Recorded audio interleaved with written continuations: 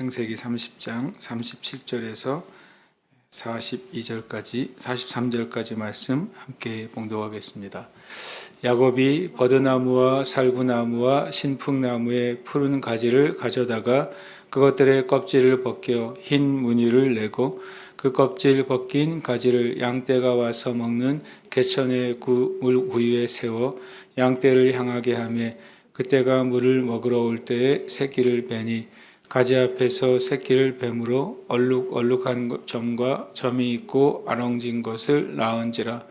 야곱이 새끼 양을 구분하고 그 얼룩무늬와 검은빛 있는 것을 라반의 양과 서로 마주보게 하여 자기 양을 따로 두어 라반의 양과 섞이지 않게 하며 튼튼한 양이 새끼 뵐 때에는 야곱이 개천에다가 양떼의 눈앞에 그 가지를 두어 양이 그 가지 곁에서 새끼를 베게 하고 약한 양이면 그 가지를 두지 아니하니 그렇게 함으로 약한 것은 라반의 것이 되고 튼튼한 것은 야곱의 것이 된지라. 이에 그 사람이 매우 번창하여 양떼와 노비와 약타와 나귀가 많았더라. 아멘. 오늘 말씀은 어찌 보면은 무슨 동화나 어떤 우화에 나올 법한 실은 스토리입니다. 왜냐하면 이 말씀을 이렇게 저렇게 해석하는 경우도 있습니다. 예를 들어서 야곱이 양과 소의 습성을 잘 알고 어떤 방식으로 그 양들의 그 무늬가 생산되는지를 알아서 이렇게 지혜롭게 했다라고 해석하는 경우도 있고, 또 나름 또 이렇게 양들이 새끼를 뵐 때 그렇게 얼룩얼룩한 나무 가지들을 보면 놀라게 되고, 놀란 양들은 무슨 유전적으로 문제가 생길 수 있다, 이렇게 해석하는 해석까지 있습니다. 그러나 실은 이제 어느 정도 이렇게 유전적인 그 질서가 어떻게 나타나는지를 알게 된 이제 이 세대에 있어서는 실은 이런 방식으로 해가지고 양들의 피부 색이, 털색이 바뀐다는 것은 실은 불가능한 이야기죠, 실은. 그렇기 때문에 이 이야기는 어떻게 보면 이솝우화나 어떤 어린이들 이야기에 나오는 그런 이야기 같은 이야기인데, 놀랍게도 성경엔 이것이 사실이란 사실을 우리에게 말씀하는 겁니다. 그러니까 다시 말씀드리면 이 스토리 자체는 있을 수 없는 일이에요. 그렇게 했다고 해서 이런 이야기 나올 수는 없습니다. 그런데 놀랍게도 결과는 그 결과가 나온 겁니다. 그래서 이 말씀은 그런 면에서 이중적으로 참 놀라운 이제 스토리가 되는 것입니다. 야곱이 버드나무와 살구나무와 신풍나무의 푸른 가지를 가져다가 그것들의 껍질을 벗겨 흰 무늬를 내고, 이 이제 버드나무라고 되어 있는데 포플라 나무, 또 이제 세 번 성경 미로나무 이렇게 되어 있습니다. 그다음에 살구나무, 성경에 이제 살구나무라고 하면 우리나라 이제 살구를 생각하는데, 실은 이제 성경 시대나 또 중동 시대에 우리나라의 그 살구나무는 존재하지 않죠. 그런데 대부분 이제 살구나무는 또 다른 번역은 감복숭아 나무라고 되어 있는데, 감복숭아라고 말해도 우리가 눈에 귀에 정확하게 익지는 않습니다. 실은 영어 성경이나 원래 원어는 아주 단순하게도 아몬드 나무라고 되어 있습니다. 살구나무는 아몬드 나무입니다.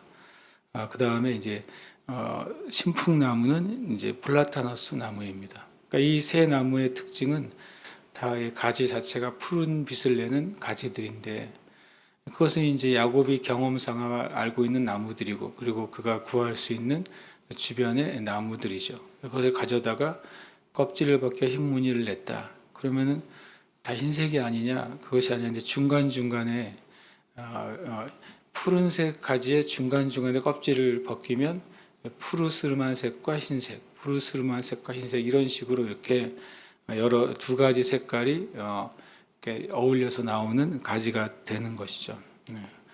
그러니까 이제 그 껍질 벗긴 가지를 양떼가 와서 먹는 개천의 물 구유에 세워 양떼를 향하게 하며 그때가 물을 먹으러 올 때 새끼를 베니. 실은 야곱이 있는 그 중동 지역에는 그렇게 물이 흐르는 시내는 흔치 않은 것이죠. 그러니까 이것은 이제 양들의 물을 먹이는 방법이 일종의 게을로부터 작은 수로를 파서 물이 흐르게 한다거나 때로는 이제 우물로부터 물을 길어 올려서 작은 수로를 만들어서 수많은 양떼들이 먹이게 하는 방식으로 물을 먹입니다. 다만 이제 야곱이 또 경험 삼아 아는 것은 이렇게 새끼 뵐 때에 대한 경험이 있는 것이죠. 뒤에도 나오지만 뭐 강한 양이 있고 약한 양이 있다는 표현을 쓰잖아요. 양이나 이것들이 1년에 2번 이제 새끼를 낳습니다. 봄에 잉태해서 가을에 낳거나 가을에 잉태해서 봄에 낳습니다. 그럼 보통 이제 튼튼한 양들이 언제 새끼를 베서 낳은 양들이냐면 봄에 새끼를 베서 가을에 낳는 양들이 훨씬 더 튼튼한 양이라고 합니다. 그 이유는 이제 봄에 더 많은 풀을 뜯기고 더 많이 영양 상태가 좋은 상태에서 나오니까요. 가을에 있는 양들은 실은 이제 영양 상태가 좀 약하게 되니까 결국에는 이제 약한 양이 나오게 됩니다. 그러니까 이 야곱이 지금 오랜 기간 동안 약대를 치면서 일단 경험에 의해서 어느 시기에 새끼를 뵌 양들이 더 건강하다는 사실은 분명히 알았을 것입니다. 그때 이제 그 새끼를 뵐 때 또 이제 많은 경우에 이 물을 먹으러 오고 하는 그때 교미가 이루어진다는 사실도 분명히 이제 야곱이 그 양떼의 습성은 분명히 잘 알았을 것입니다. 그때 이 새끼를 뵐 때 야곱의 그 생각과 지혜 안에서는 이렇게 얼룩얼룩한 가지들을 둬서 그 새끼가 얼룩얼룩한 새끼들이 나오기를 또 바라는 마음으로 분명히 행동한 것이죠. 39절에 가지 앞에서 새끼를 뱀으로 얼룩얼룩한 것과 점이 있고 아랑진 것을 낳은지라 말이죠. 왜냐하면 상식적이거나 과학적으로는 이런 일이 있을 수 없습니다. 그런데 놀랍게도 이 야곱이 실은 흔히 말하는 믿음의 법칙을 사용하는 것과 같습니다. 이것은 상식적으로나 과학적으로는 불가능하죠. 그런데 놀랍게도 이 일이 일어나도록 그는 마음을 가지고 행동하고 있다는 것입니다. 그리고 결국 결과가 놀랍게도 얼룩얼룩한 것과 점이 있고 아롱진 것들이 태어나기 시작합니다. 그리고 두 번째 조치는 첫 번째로는 이 야곱이 이 양들이 새끼를 뵐 때 얼룩얼룩한 무늬를 보고 그걸 바라보는 과정에서 잉태를 하게 돼서 그 새끼를 낳도록 야곱은 믿음의 방식을 사용합니다. 그런데 놀랍게도 불가능한 일이 일어나기 시작합니다. 두 번째 야곱이 하는 이제 행동은 야곱의 새끼 양을 구분하고 그 얼룩무늬와 검은빛이 있는 것을 라반의 양과 서로 마주보게 하며 자기 양을 따로 두어 라반의 양과 섞이지 않게 한다. 두 번째 이제 야곱의 전략은 이제는 거꾸로 그 전에는 라반이 자기의 양떼를 구별을 시켰죠. 그래서 자기 양떼 가운데 얼룩무늬 있고 검은빛이 있는 것을 구별해 가지고 완전히 다 빼버리고 그래서 라반의 양떼 가운데 더 이상 얼룩무늬와 검은빛 있는 것이 태어나지 못하도록 먼저 구별을 했는데 이제 반대로 이제 야곱이 이제 자기의 새끼들이 얼룩무늬와 검은빛 있는 것이 나왔을 때 이제는 반대로 라반의 양과 섞이지 않게 돼서 이 강한 양들이 이제 그 얼룩무늬와 검은빛 있는 것으로 계속 자손을 이어가게 하고 그리고 라반의 양에게 그것이 넘어가지 않도록 조치를 하고 있는 것이죠. 세 번째는 이제 튼튼한 양이 새끼 뵐 때는 이게 이제 봄에 새끼를 베는 것이라고 대부분 이제 해석이 되어 있습니다. 양떼의 눈앞에 그 가지를 두어 양이 그 가지 곁에 새끼를 베서 그래서 이제 강하고 얼룩무늬 있는 것들이 나오도록 조치하고 약한 양이면 이것은 주로 이제 가을에 새끼를 베는 시즌이죠. 그 가지를 두지 아니하여 그렇게 함으로써 약한 것은 라반의 것이 되고 튼튼한 것은 야곱의 것이 되었다. 이것도 일반 상식이나 과학이나 요즘의 유전학의 개념으로는 있기가 어려운 상황입니다. 그런데 놀랍게도 결과는 이렇게 되었어요. 그러니까 야곱은 정말 바라는 것, 보이지 않는 것을 믿음으로 행하고 있습니다. 제가 믿음으로 행하고 있다는 말을 한 것은 뒤에 31장에 야곱이 믿음으로 행한 것의 근거가 나오기 때문에 그렇습니다. 야곱은 꿈에 분명히 이 얼룩얼룩한 무늬의 것들이 교미를 할 때 그런 새끼가 나온다는 것을 꿈에서 봤어요.